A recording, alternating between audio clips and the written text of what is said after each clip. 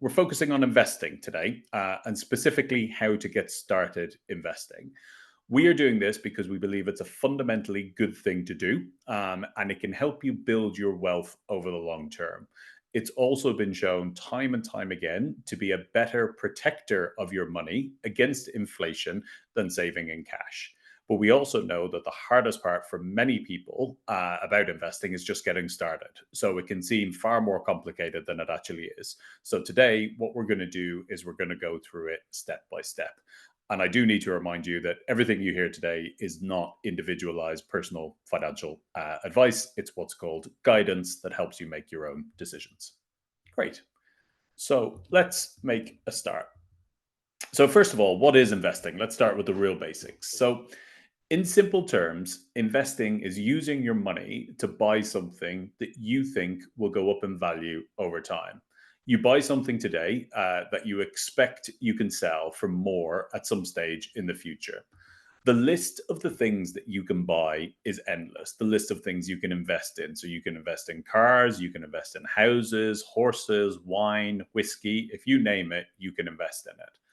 Most commonly, when people talk about investing, they talk about investing in companies. This is also called buying stocks. Overall, the things that you can invest in are called assets, and stocks are one of those assets that you can invest in. This part is absolutely vital. When you invest in a company, you own a small portion of it. People regularly in the UK talk about investing in property, and we talk about investing in bricks and mortar. You can see it, you can feel it, it's tangible, and that gives us a sense of security and safety. It's really important to remember that when you're investing in companies, you are also investing in something tangible that you can see and you can feel. While the value of that company might go up and down over time, like the value of a house, for example, at the end of the day, you still own something. And that's the most important thing to remember when we talk about investing. It's absolutely vital to remember that. So let's talk about how to get started investing. And there are really only three steps. So the first step is about your providers and your account choice. I'm not going to spend too much time on the provider choice, given that you are all on a Moneybox webinar. But when you are choosing an investment provider, you need to pay attention to things like the service that you get from that provider, the account options that they offer you, the investment options that they offer you, and also, crucially, the fees that they are charging, because they can add up over time. The next thing that you need to do is selecting an investment account. And it can seem like there's quite a lot of choice here, but it's also quite a simple decision at the end of the day. The first thing that we should all be thinking about when we're building our own financial plan or strategy or whatever you want to call it is to think about what your financial goals are. What do you want your money to achieve? Once you have that, choosing an account gets quite a lot easier. So let's say, for example, you were trying to get onto the property ladder. You've got the lifetime ISA, which is a really big help on that side of things. Let's say you're investing for your children's future. You've obviously got the junior ISA. And let's say you're investing for your retirement. You've obviously got a pension that helps you out with that financial goal. If your goal is just to invest for the future, a stocks and shares ISA is the right place to start for most people. With a stocks and shares ISA, you can contribute up to £20,000 per tax year, which runs from April to April, and you don't have to pay any tax on the growth or income that you get from your investments over time. Plus, at the moment with Moneybox, if you open one before the 31st of August and make a qualifying deposit, you could earn some cash back via a promotion that we are running, which the details will be in your email. So you can open a stocks and shares ISA even if you already have other ISAs. So if you have a cash ISA or a lifetime ISA, don't think that just because you already have one, you can't have a stocks and shares ISA as well and get started investing. The key thing to remember with ISAs is just that £20,000 annual limit. You can use that via multiple different ISAs across the year if you want to. You can also just use one ISA. And the crucial thing to remember is the ISA just protects you from paying unnecessary tax on the gains that you hopefully make from your investments. So again, for most people looking to start investing, a stocks and shares ISA is the way to go. So step one, pretty simple. Pick a provider, open a stocks and shares ISA. Okay. Step two, you then need to choose the investments to put inside the stocks and shares ISA. This can seem like a scary step, but not when you really break it down. And I really want you to remember the point that we made at the start, that when you invest, you own something, you own a share in a company. You essentially have three ways that you can invest. So the first one is you can buy a share in a company directly. You're purchasing a share in one company, and its share price over time will go up and it will go down. This can go very well for you if you just invest in one company, but of course, it can go the other way too. The next option is what's known as buying an investment fund.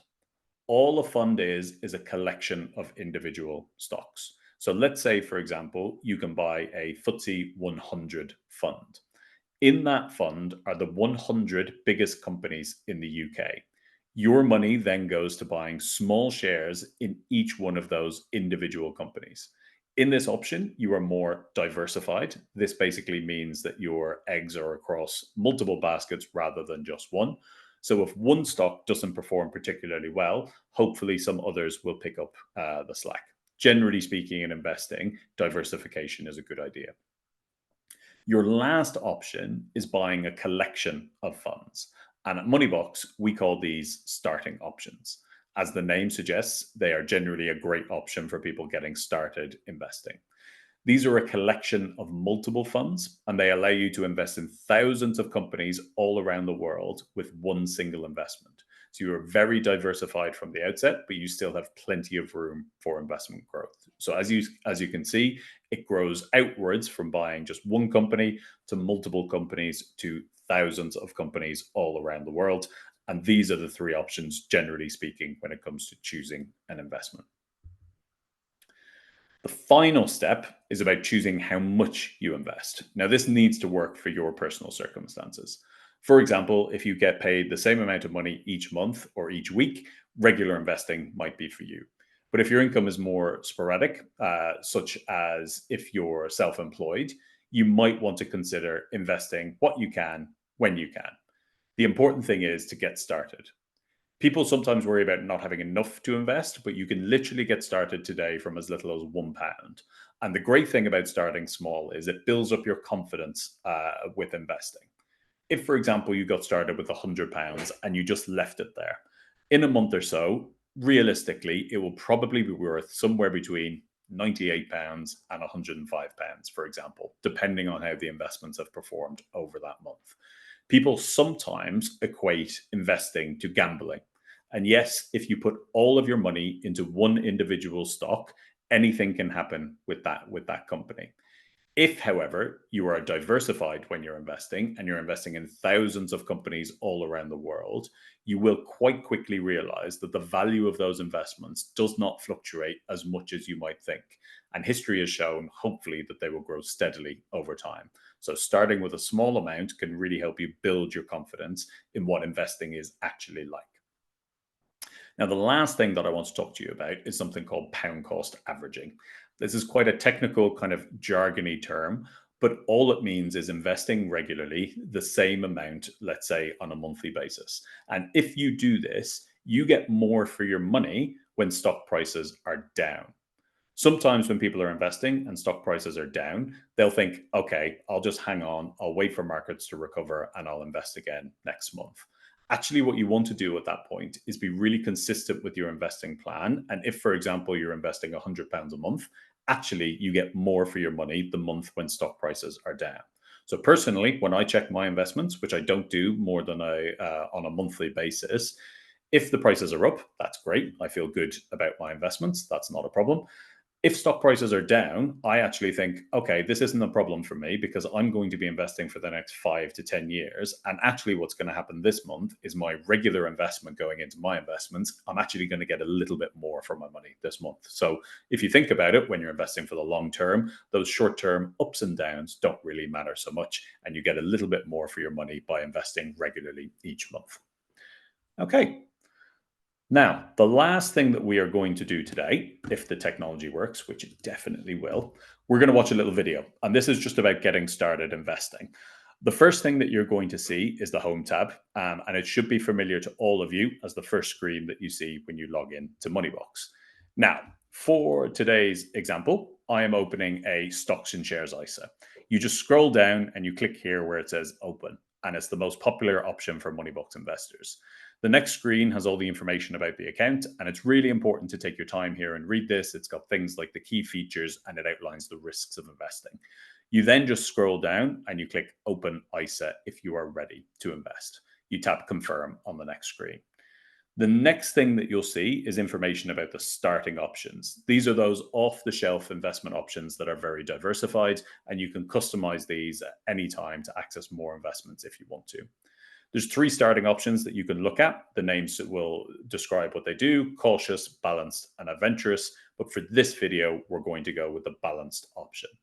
And then finally, it's the deposits. You can choose to do an initial amount, a weekly amount, or both. Here, I'm going to put in £0 up front, but I will do £20 a week. You can do whatever is right for you. A regular deposit will add up over time, and it means I'm investing no matter what the market is doing. So it removes that emotion of not investing when markets are down.